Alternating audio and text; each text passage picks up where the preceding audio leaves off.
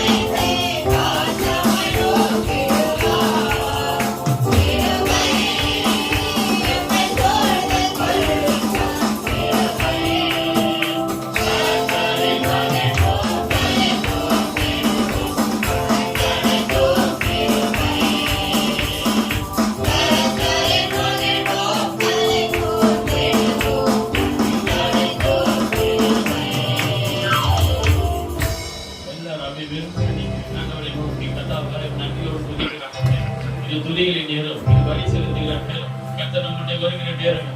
ஓ எல்லா துணிகள் எல்லாரும் ஓரமாக வச்சு ஆண்டவரை நோக்கி, இயேசுவே எனக்காக அடிக்கப்பட்டீரே, ஆண்டவரே எனக்காக நொறுக்கப்பட்டீரே, என்னுடைய மீறுதல் விருப்பமாய் காயப்பட்டீரே என்று சொல்லி ஆண்டவரை நோக்கி அப்பாவும் நாங்கள் துதிக்கிற ஆண்டவரே, இந்த காலவெளியில் ஆண்டவரை நீர் இறங்கி வரும்படியாய் கூட இந்த நாளில் நாங்கள் துதிக்கிறோம்ப்பா. ஓ ஹல்லேலூயா, நன்றியோடு துதிக்கிறோம். ஆகாதது எதுவும் இல்ல, உம்மால் ஆகாதது எதுவும் இல்ல,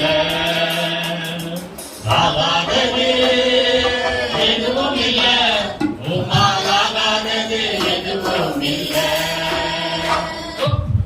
அகிலம் அனைத்தையும் உண்டாக்கியாரே, அகிலம் அனைத்தையும் உண்டாக்கியாரே, ஆகாதது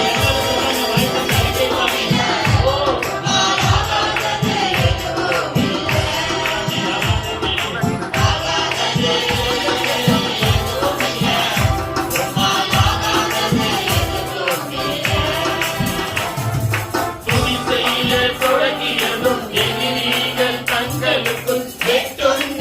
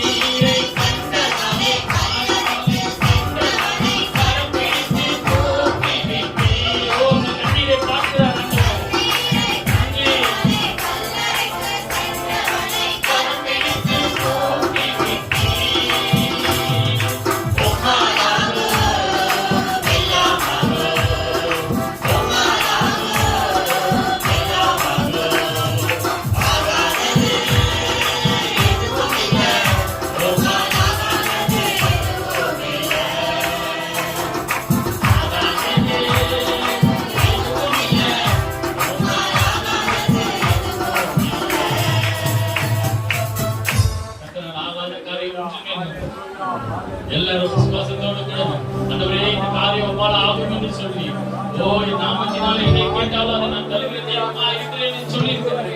எல்லா வகையிலும் இந்த ஆண்டவரை நோக்கி துதிக்கிறப்பா. ஓ மேல ஸ்தோத்திரிக்கிற ஆண்டவரே. ஓ மேல நன்றி செலுத்துகிறப்பா.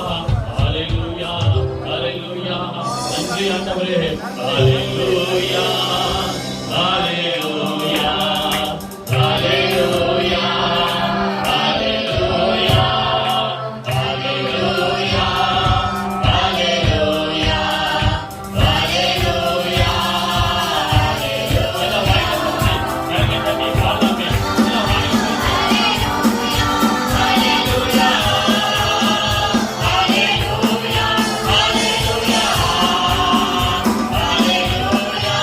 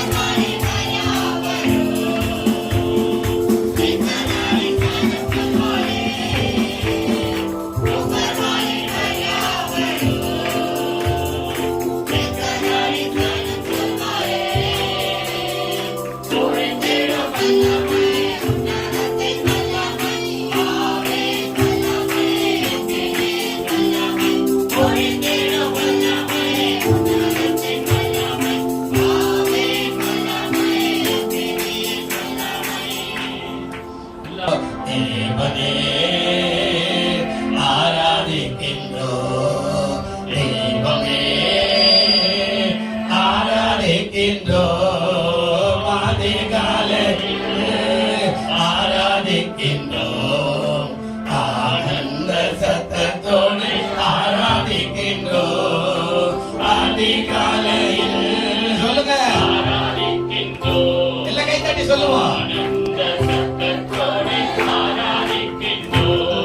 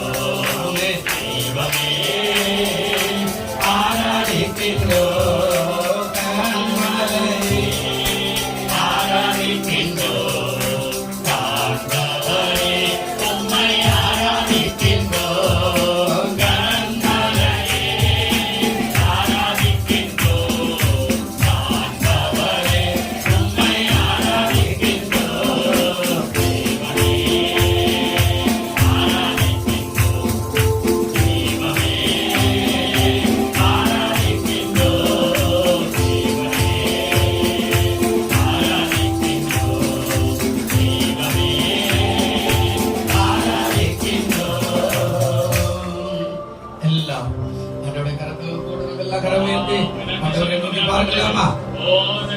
எல்லாம் கரத்தை உயர்த்தும் எல்லாம் பலியான செம்மனை பாவங்கள் எல்லாம் சுமந்து தீர்த்தவரே. சொல்லுங்க எல்லாரும். பலியான செம்மனை பாவங்கள் எல்லாம் சுமந்து தீர்த்தவரே. பரிசுத்த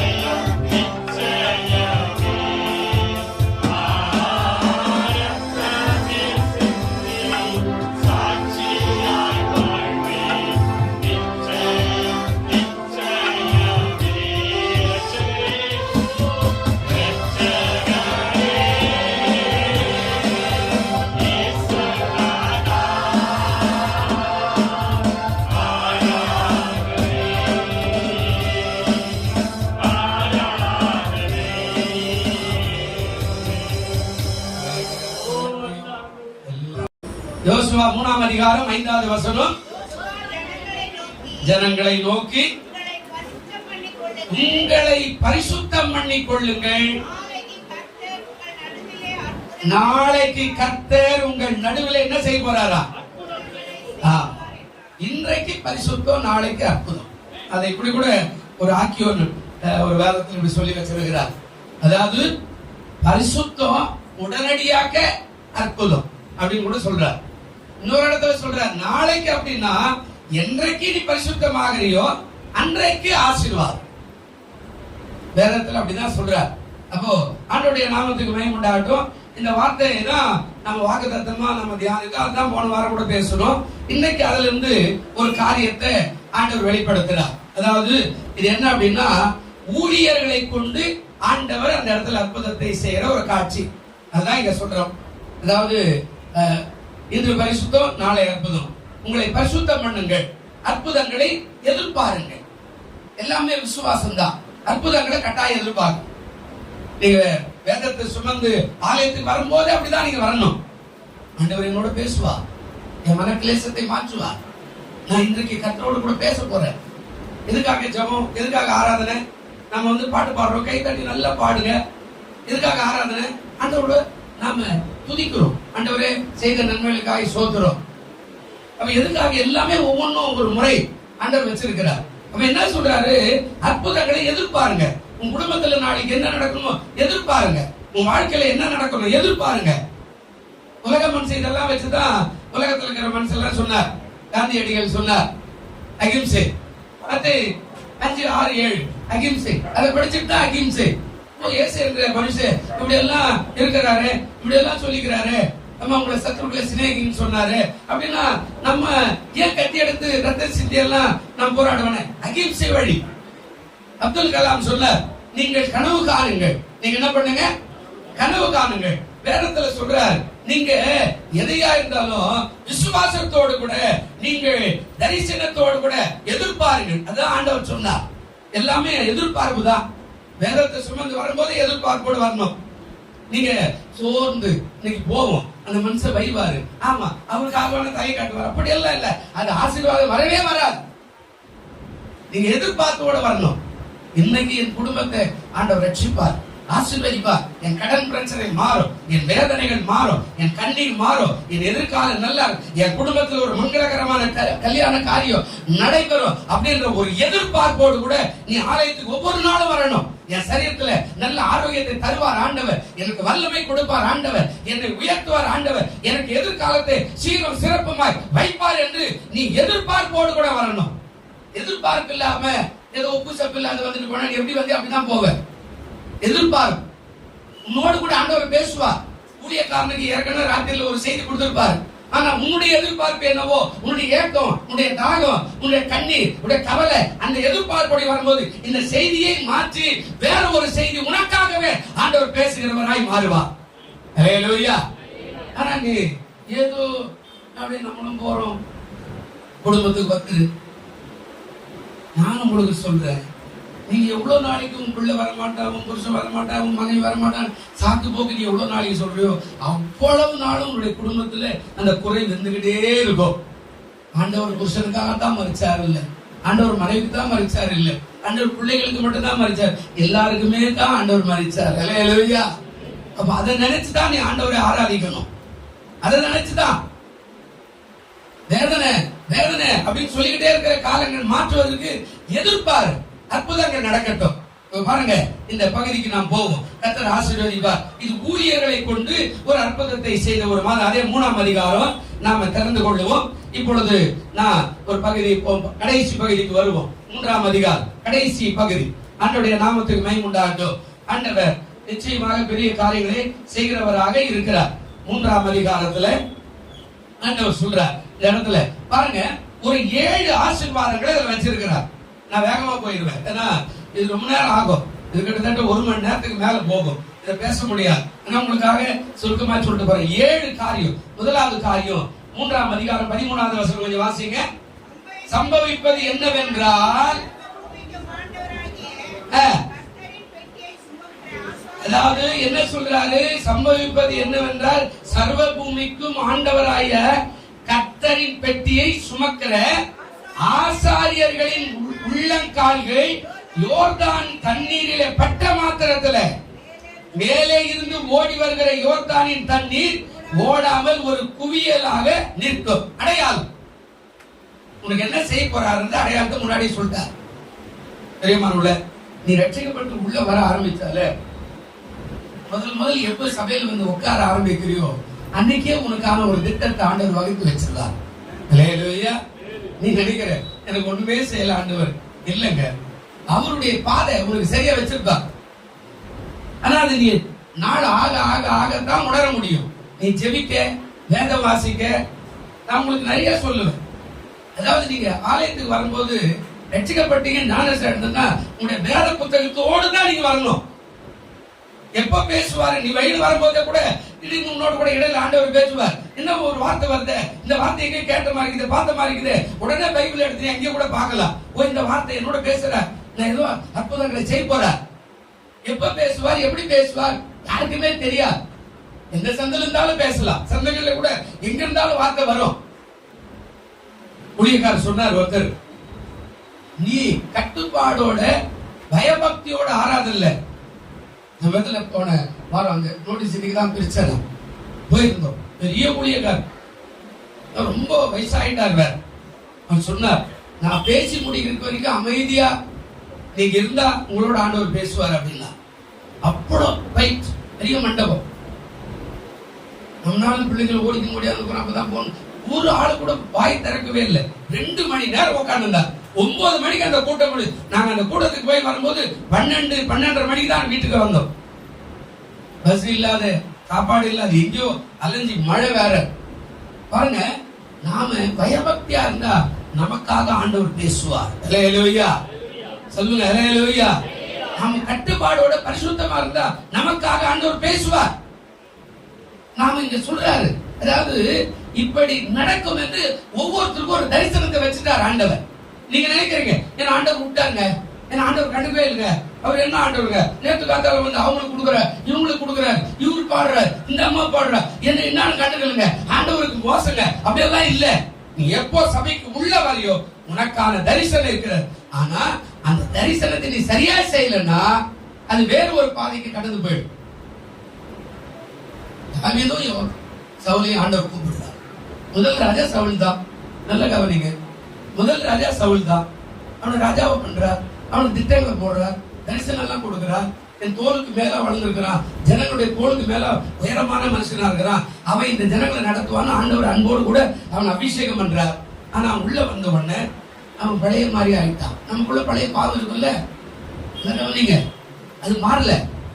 அவன் வந்த உடனே அவனுக்கு ஆளை எடுத்துக்கிட்டான், அவனுக்கு சம்பம் கட்டுறான், அவனுக்கு சில ஆட்கள் எல்லாம் அதாவது வச்சுக்கிட்டான். கர்த்தர் சொல்றாரு எல்லாத்தையும் ஐஸ் தீர்றா அப்படின்னா அவன் போறான். நல்ல நல்ல மாடு, ஆடு, என்னடா சத்தம் வருது, நல்ல நல்ல மாடு, நல்ல மாடு, கொழுத்த கன்று, இதெல்லாம் வச்சும் அவன் தனக்காக சேர்த்து வச்சுக்கிட்டான். இப்ப ஊழியக்காரர் வந்து கேட்கிறான், என்ன அந்த மாட்டு சத்தம் என்னடா அப்படின்னா அவன் சொல்றான், இல்ல ஆண்டவருக்காக பலி செலுத்துக்காக எடுத்து வச்சிருக்கிறேன் அப்படின்றான். பாருங்க, இந்த பழைய சுபாவம் அவனுக்கு அது மாறவே இல்லை. ஆண்டவர் ரொம்ப வருத்தப்பட்டார். நான் எதுக்காக இவனை கூப்பிட்டேன், என் ஜனங்களை ஆளுகை செய்யறதுக்கு அல்லவா, என் ஜனங்களை ரட்சிக்கிறதுக்கு அல்லவா, என் ஜனங்களுக்காக போர் செய்யறதுக்கு அல்லவா, என் ஜனங்களை மீட்டுக் கொள்றதுக்காக அல்லவா. ஆனா இவன் வேற விதமான பாதையா போறானே. அன்றைக்கு ஆண்டவர் பாதையை மாத்துறார். இப்ப வேற ஒருத்தர் கூப்பிடுறார், அவன் பேர் தான் தாவீது. அவனுக்கு பாதையை சரிப்பட்டு கொடுக்கிறார். இப்ப அவன் அந்த பாதையில சரியான ஓட்டத்துல ஓடும் போதுதான் அவன் ஆண்டவர் அற்புதமாய் மாற்றி கடைசி வரையில அவனுக்கு தான் வாக்குத்தத்தமே சொல்லிட்டு போனார். என்ன வாக்குத்தத்தம் அப்படின்னா, அவனுக்கு தான் சொன்னார், நான் வரும் வரையில இந்த சிங்காசனத்துல உன்னுடைய குமாரன் எவனாகிலும் ஒருத்தர் இருந்துகிட்டே இருப்பான். ஹல்லேலூயா. நீ நினைக்கிற என் ஆண்டவர் விட்டுட்டாருங்க, இல்ல. நாம் உள்ள வரும்போது நமக்கான ஒரு அடையாளத்தை ஆண்டவர் வச்சிருப்பார், ஒரு ஆசீர்வாதத்தை வச்சிருப்பார், ஒரு தரிசனத்தை வச்சுட்டு இருப்பார். நீ சகோதரியா இருக்கலாம், சகோதரனா இருக்கலாம், நீ வாலிபரா இருக்கலாம், முதியோர் இருக்கலாம், அதெல்லாம் பிரச்சனையே கிடையாது. ஆனா நமக்கான ஒரு பாதையை வச்சுக்கிற, நாம் அந்த பாதையில ஓடும் போது அதை எட்டி பிடித்துக் கொள்ள ஆண்டவர் கிருபை செய்ய வல்லவராக இருக்கிறார். அல்லேலூயா சொல்லுங்க, அல்லேலூயா. ஆனா நாம பிச்சைக்கார பாட்டே பாடுறோம் இந்த வரைக்கும், ஆண்டவர் ஏன் விட்டுட்டாரு, ஆண்டவர் ஏன் விட்டுட்டாரு, ஆண்டவர் ஏன் விட்டுட்டாரு.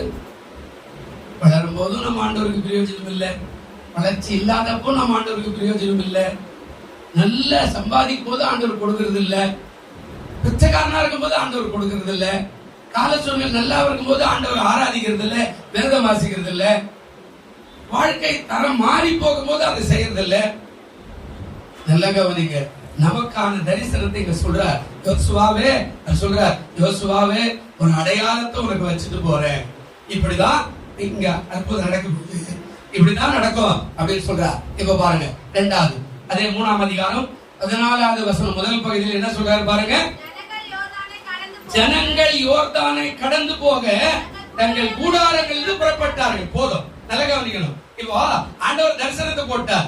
தரிசனத்தை போட்ட உடனே நடக்கிற சம்பவம் என்ன அப்படின்னா, நல்ல கவனிங்க, ஊழியக்காரர் போறதுக்கு முன்னாடி ஜனங்க அதாவது நம்பிக்கையோடு கூட அந்த யோர்தானை கடந்து போகலாம் அப்படின்னு அவர்கள் சாலை எடுத்து வச்சு அவர்கள் தாராளமா நடக்க பிரயாசப்பட ஆரம்பிக்கிறார். பிரியமானவர்களே, அப்ப உனக்கு விசுவாசம், நம்பிக்கை ரொம்ப அவசியம். அது சொல்றாரு, ஆண்டவர் சொல்றாரு, இப்படிதான் நடக்கும் போது ஆசாரியர்கள் போய் பெட்டியை தூக்கிட்டு போய், பெட்டி கதையெல்லாம் அப்புறம் சொல்றேன், பெட்டியை தூக்கிட்டு போய் அவங்க யோர்தான்ல இறங்கினாங்கன்னா கால்பட்ட உடனே யோர்தான் விலகும், குவியலாக நிற்கும் அப்படின்னு சொல்லுவாங்க. ஜனங்களுக்கு ஆரவாரம் பண்ணிட்டாங்க. அல்லேலூயா சொல்லுங்க, அல்லேலூயா. ஆனா நீங்களா என்ன பண்ணுவீங்க? கோயிலுக்கா, ஜபமா, சோதரம் சோதரம், எனக்கு தெரியாத ஜபமா, நம்ம உடனே கூடி பேசுவோம். அது அவர் அப்படித்தான். இவர் சொல்றாரு, ஆச்சாரியின் கால் போய் பட்டுச்சுன்னா குவியலாயிடும் தண்ணீன்ற அனந்தமான அற்புதம். நல்லா கவனிங்க, குவியலா நிக்கிறதுக்கு வழியே இல்ல. ஏதாவது குறுக்க அணை போட்டாதான் நிக்கும், ஏதாவது கட்டடம் கட்டினதான் நிக்கும். கட்டடம் கட்டலன்னா குவியல் எல்லாம் தண்ணி நிக்காது. இப்ப ஆண்டவர் சொல்றாரு, உங்களுக்கு அற்புதம் எப்படி நடக்க போகுதுன்னா, ஊழியக்காரன் போய் கால் வச்சாங்கன்னா அது குவியலாக அப்படியே நின்றுடும் அப்படின்னு சொல்றார். அல்லேலூயா, சத்தமா சொல்லுங்க, அல்லேலூயா. ஆனா நீ விசுவாசிக்கணும். இப்ப ஜனங்க விசுவாசிட்டு ஆண்டவர் சொல்லிட்டாரு நாம அக்கறைக்கு போகணும் அப்படின்னு சொல்லி ஜனங்க நடக்க பிரயாசப்படுகிறார். சங்கீதம் 37ஆம் அதிகாரம், அதாவது 5வது வசனம் வாசிக்கலாம் சொல்றாரு பாருங்க. சங்கீதம் 37, அப்படி வேகமா போடு. சங்கீதம் 37:5 என்ன சொல்றாரு? உன்னுடைய வழியை கர்த்தருக்கு ஒப்புவித்து அவர் மேல் நம்பிக்கையாரு, அவரே காரியத்தை என்ன செய்வாருங்க. அப்ப நம்ம வழி எங்க இருக்கணுமா?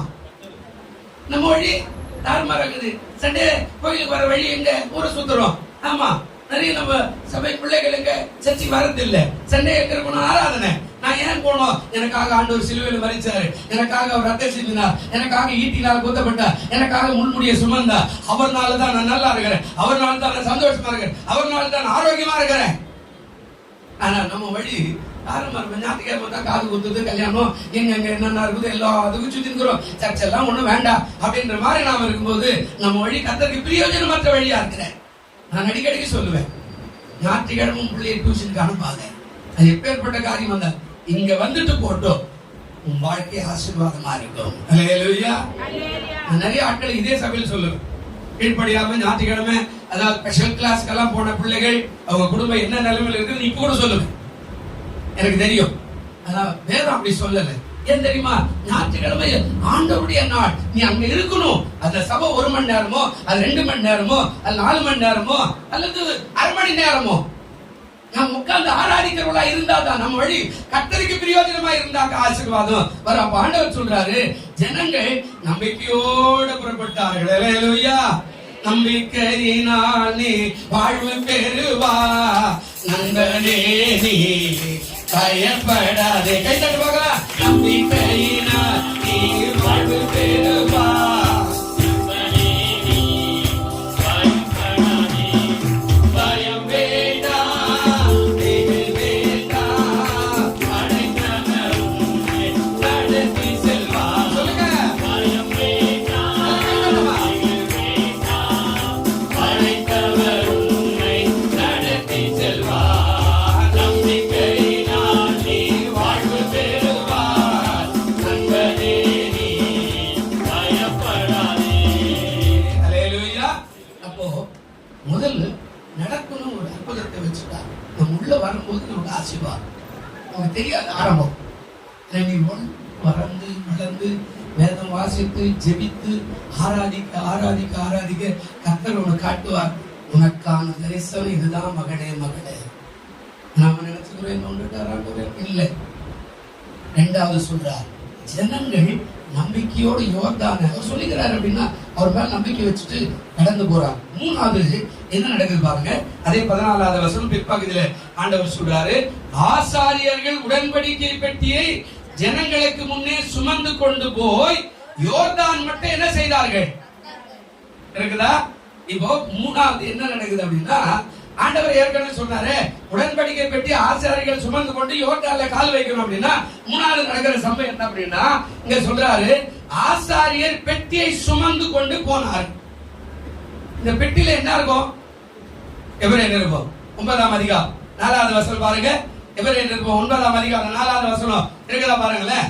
ஆண்டவர் சொல்றாரு பாருங்க சீக்கிரம். அந்த பெட்டியில என்ன இருக்குதா? அதுல பொன்னால் செய்த தூப கலசமோ முழுவதும் பொற்கடு பொதிந்திருக்கப்பட்ட உடன்படிக்கை பெட்டியும் இருந்தன.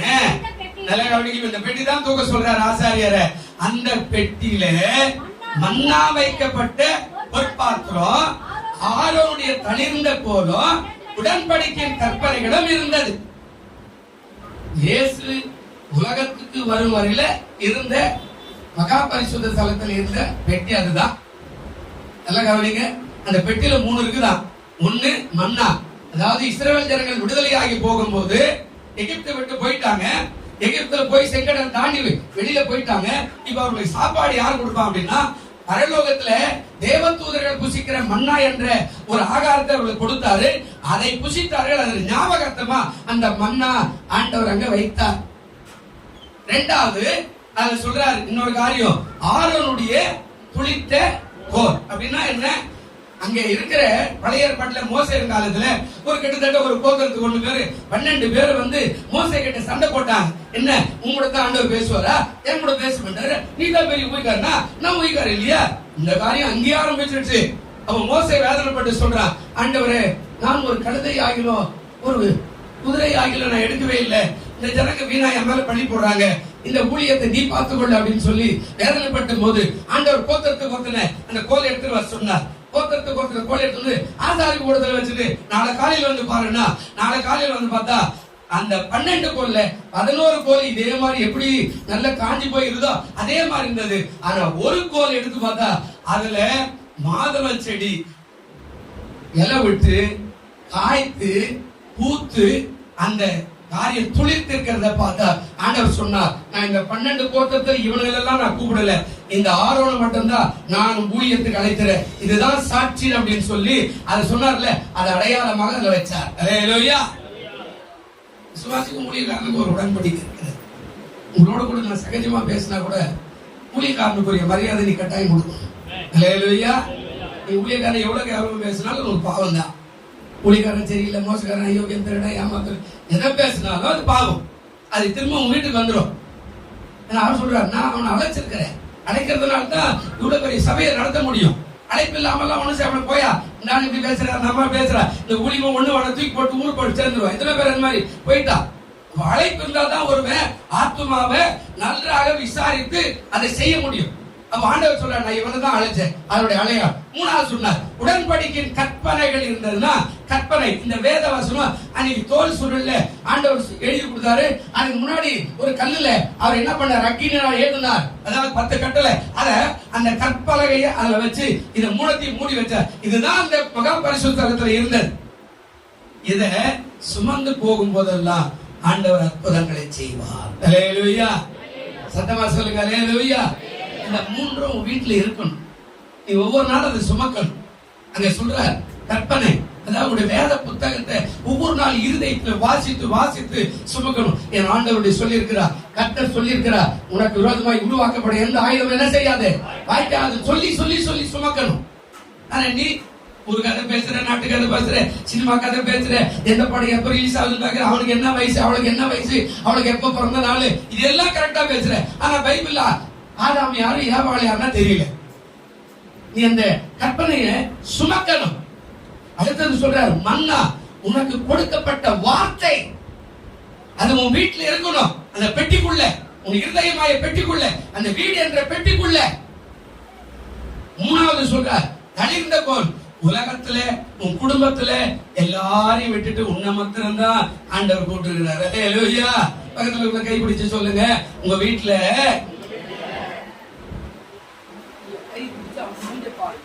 உங்க வீட்டுல எல்லாரையும் பார்த்து உன்னை கூப்பிடல, உன்னை தனியா வேர் குறிச்சு அழைத்திருக்கிறார். நீ என்னுடையவன், நான் உன்னுடைய தேவன். கரங்களை தட்டுவோமா? அல்லேலூயா. என்னது வந்திருக்கிறோம்? நான் ராத்திரி கூட உட்கார்ந்து யோசித்தேன், இந்த ஆண்டவர் இந்த ஊழியத்துல தந்து வச்சுட்டு கொஞ்சம் கற்பனையை ஓட விட்டு. எங்க வீட்டுல எல்லாருமே டீச்சர், ஹெட் மாஸ்டர். எங்க தங்கச்சி ஒரு ஹெட் மாஸ்டர், எங்க தம்பி ஒரு ஹெட் மாஸ்டர், எங்க அண்ணி ஒரு ஹெட் மாஸ்டர். ஹெட் மாஸ்டர் குடும்பம் இந்த மட்டும் என்கிட்ட ஒரு வச்சுட்டு தாவியார் சொன்னார், அவங்களுக்கெல்லாம் எல்லாரும் கிருபை உனக்கு இருக்கிறாரு. ஆமா, அவங்க வேலை செஞ்சு சாப்பிடுறாங்க, குடும்பத்தை பாக்குறாங்க. ஆனா நீ அப்படி பாருங்க, ஊரெல்லாம் போய் கடவுள் பத்தி சொல்ற, உனக்கு பெரிய கிருபை வச்சுக்கிற, நீ என்னுடைய குமாரன். அல்லேலூயா. ஆண்டவர் சொல்றாரு, இதை நீ சுமக்கிறவனா இருக்கணும். உன் வேதத்தை வச்சிருக்கூடாது, உனக்குன்னு ஒரு பைபிள் வச்சுக்கணும். திரும்ப திரும்ப வாசித்து நல்ல கோடு போட்டு ஆண்டவர் பேசும் போதெல்லாம் ஒரு அந்த காரியத்தை செய்து வைக்கணும். அதுதான் அந்த கற்பனைகள். அதை சுமக்கணும், ஒவ்வொரு நாளும் உள்ளத்துல சுமக்கணும். ஆனா நம்ம அப்படி எல்லாம் பண்றதே இல்லை. சர்ச்சைக்கு வரும்போது பைபிள் இல்லாத வராத சகோதரிகள் யாரா இருந்தா, உன் பைபிள் உன் கையில இருக்கட்டும். ஐயா மாரா இருக்கட்டும், அம்மா மாரா இருக்கட்டும், கை வீசின்னு வராத. நீ கை வீசின்னு வரேன்னா, உதாரணத்துக்கு ஒரு இப்படி கை வீசின்னு போறேன், இப்ப கோயிலுக்கு தான் போறோம், வெள்ளையும் ஜல்லிமா நம்ம ஃப்ரெண்ட் வரும், என்ன பண்ணாரு, எங்க போற, சர்ச்சைக்கு சர்ச்சைக்கா, ஓலா வாடா, கையில பைபிள வச்சுக்கிற, அப்படி போயிட்டு வருவா. இந்த பைபிள் தான் அவனை கூப்பிட மாட்டான். எங்க போறான் அவன் கட்டாயம் தெரியுமா தெரியாதா? தெரியுமா தெரியாதா? பயப்படுவா. ஏன்னா அவன் பைபிள் எடுத்து போறான், எங்க போறான், சர்ச்சைக்கு போறான். நீ கை வச்சுக்கிட்டு போயிட்டு, ஆனா நம்ம வச்சிருக்கிற பைபிள்ல அது மாறாது. அல்லேலூயா. ஜாக்கிரதையா இருக்கணும். பரிசுத்த வாசஸ்தலத்துல நம்ம வரும்போது ஜாக்கிரதையா இருக்கணும். முடிஞ்சா அவன் போன ஆஃப் பண்றேன், வேலையும் பார்த்துட்டு கீழே தள்ளிக்கிட்டு இருக்காத போன. அப்படி நீ தள்ள தள்ள தள்ள கத்தர் எரிச்சல் ஆயிட்டான்னா உன் போனும் செக் ஆயிடும், இல்லைன்னா உன் கை கூட செக் ஆயிடும். ஜாக்கிரதையா இருக்கணும். சர்ச்சில் வரும்போது உண்மை ஒத்துமா, நீ அடுத்தவனுக்கு மாதிரியா இருக்கணும். உனக்கு தெரியாது, உனக்கு ஒரு பின்னாடி ஒரு ஃபேன் இருப்பான், உன்னை பார்த்துக்கிட்டே இருப்பான். அண்ணன் நல்லா ஆராதிக்கிறார், இந்த அக்கா நல்லா ஜெபிக்கிறாங்க, இந்த அக்கா நல்லா அப்படி முட்டி போட்டு நல்லா கண்ணீரோடு ஆராதிக்கிறாங்க, இந்த அக்கா போல நான் இருக்கணும், இந்த அண்ணன் போல நான் இருக்கணும், இந்த தம்பி போல நான் இருக்கணும் அப்படின்னு இருப்பா. நீ இங்க உக்காந்து நீ பேஸ்புக் போனியும் வாட்ஸ்அப்பை பாத்துக்கிட்டா அவர் சொல்லுவார், இந்த அண்ணன் கோயில் இப்படி எல்லாம் சார், அப்ப நாம அதை விட அதிகமா செய்யலாம். இடர் ஆயிடுமா, பாவம் அவனுக்கு இல்லை உனக்கு வந்துடும். இடர் வருவது கூடாத காரியம் எவனால இடர் வருதோ அவனுக்கு ஐயோ. அவன் கழுத்துல எந்திர கல்லை கட்டி கடல்ல மேல கூட வரக்கூடாது அவன் பணம் சொல்றாரு ஆண்டவர். ஒருவனை இடர்ல உண்டாக்காத.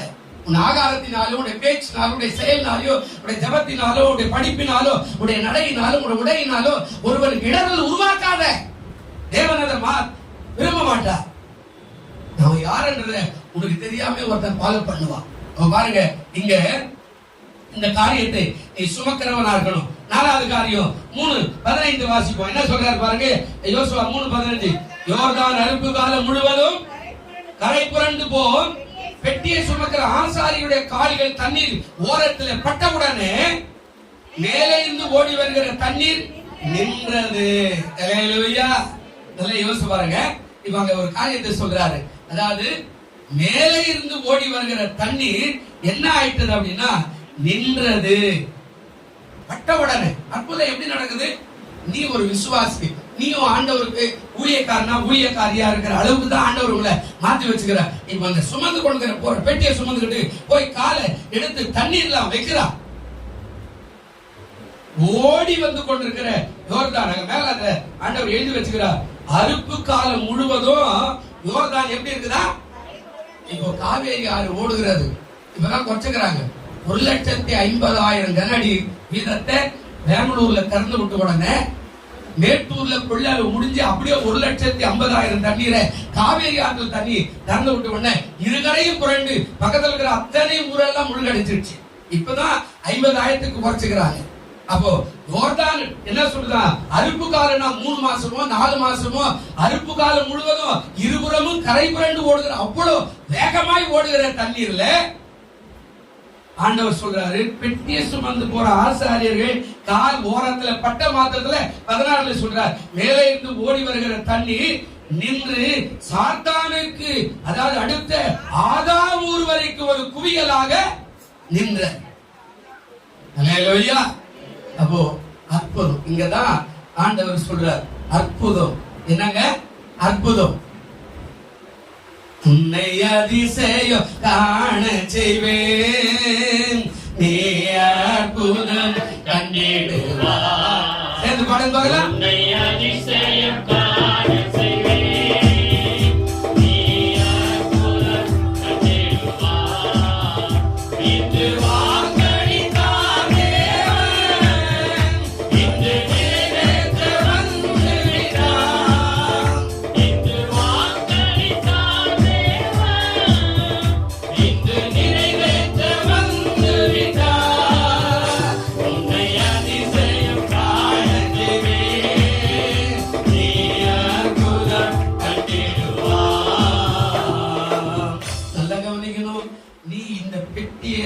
சுமக்கிற விசுவாசியா இருந்தா நீ கால் வச்சா கூட யோர்தான் உனக்காக பின்னிட்டு போகும். அல்லேலூயா சொல்லுங்க, அல்லேலூயா.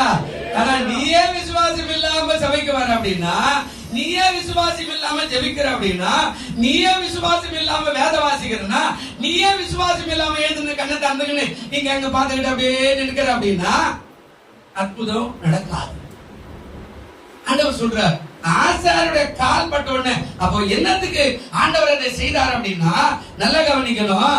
ஆசாரியனை ஆண்டவர் பிரித்தெடுத்தார், ஆண்டவர் அபிஷேகம் பண்ணினார், ஆண்டவர் அவனுக்கு வார்த்தை கொடுத்தார். இந்த மேய்த்தலை நீ எப்படி செய்ய வேண்டும் என்று அறிந்து வைத்து அவனை கூப்பிட்டு அவனுக்கு விசேஷ அபிஷேகத்தை கொடுத்தனால அவருடைய அபிஷேகம் தண்ணீர்ல பட்ட உடனே என்ன ஆயிட்டாங்க, அப்படியே பின்னாடி போகுது.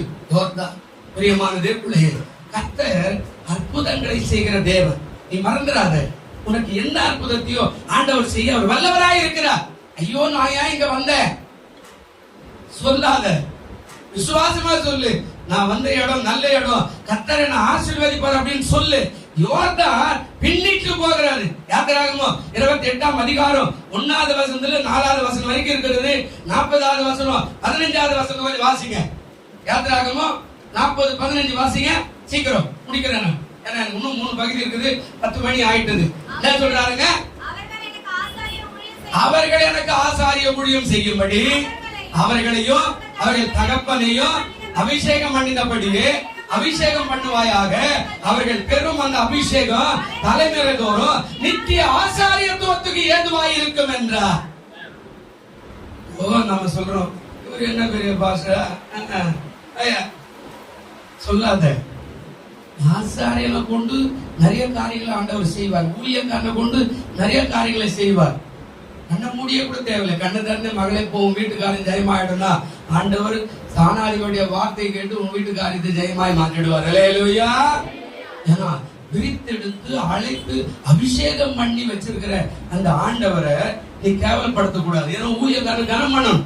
அவர் சொல்றார், நீங்க போறீங்க, ஆனா உங்களுக்கு முன்னாடி ஊழியக்காரன் போவான், பெட்டியை சுமந்துட்டு போறான். அந்த பெட்டி என்ன அர்த்தம் அப்படின்னா, உடைய வேதனை, உடைய கண்ணீர், உடைய கவலை, உடைய நெருக்கம், உடைய துன்பம், உடைய துயரம், உடைய பிள்ளைகள், உடைய எதிர்பார்ப்பு, உடைய வேலை, உடைய வியாபாரம், உங்க பிள்ளைகளுக்கு கல்யாணம் நடக்கணும், உங்க பிள்ளைகளுக்கு நல்ல காரியம் நடக்கணும். அப்படிப்பட்ட அந்த பிரச்சனைகளை ஆசாரிய தலையின் மேல வைத்து ஒவ்வொரு நாளும் சுமக்கிறான். இந்த திருச்சபைக்கு வருகிற இந்த மக்களை ஆசீர்வாதியும், அவர்களுக்கு நல்லதை செய்யும், அவருடைய குடும்பத்துல நன்மை செய்யும், அவருடைய பிள்ளைகளுக்கு நல்லதை செய்யும், அவருடைய பிள்ளைகளுக்கு திருமணம் நடக்கட்டும், அவருடைய பேர பிள்ளைகள் பிறக்கட்டும், அவர்களுக்கு நன்மையான காரியங்களை ஆசீர்வதியும் என்று அந்த பாடுகளை அவன் சுமந்து சுமந்து சுமந்து உனக்காக ஒவ்வொரு நாளும் போகும்போது அவன் ஜெபித்த அற்புதம் நடந்தே தீரும். அல்லேலூயா. நீ நினைக்கிற இவரை கூடப்பா உனக்காக சுமக்கிறான். ஆண்டவரே இந்த குடும்பம் நல்லா இருக்கணுமே, அந்த அபிஷேகத்தை தான் அவனுக்கு கொடுத்திருக்கிறார். நீ ஒரு குடும்பத்தை தான் சுமக்கிற, ஆசாரியின் சர்ச்சையில் இருக்கிற அத்தனை குடும்பத்தையும் உலகால் படிட்டு இரவும் பகலும் சிபிக்கிறான். ஆண்டவரே அவருக்கு உடம்பு சரியில்லையாமே, அவர்களுக்கு வேதனையாமே, அவர்களுக்கு இன்னும் திருமணம் ஆகலையே, இன்னும் பிள்ளை பிறகலையே ஆண்டவரே, அப்படியாய் அந்த வேதனைகளை அவன் சுமந்த ஆண்டவருடைய சமூகத்துல காத்திருக்கும் போது அவன் அங்கே போய் கால் வச்ச உடனே அற்புதம் நடக்கிறது.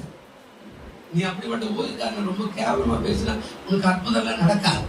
அதுக்கு பதிலா வேற விதமா தான் போயிடும். எனக்கு வேதம் அப்படிதான் சொல்லுது. பாருங்க, இன்னொரு வாசனம் புதிய ஏற்பாட்டுக்கு வருவோம். மத்தேயு 10:15 வாசி சீக்கிரம். மத்தேயு 10ஆம் அதிகாரம் 15வது வசனம் என்ன சொல்றாரு பாருங்க. இயேசு என்ன சொல்றாரு பாருங்க.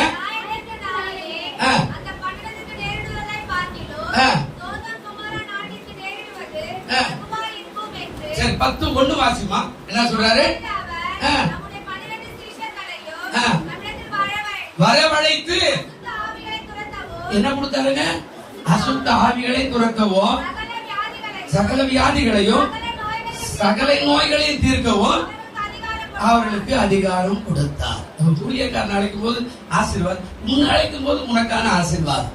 நீ நினைக்கிற என்ன கூப்பிட்டுட்டாரு ஒண்ணுமே சரி இல்ல, போராடு போராடு. பலவந்தம் பண்ணுகிறவன் பரலோக ராஜ்யத்தை சுதந்தரிப்பான்.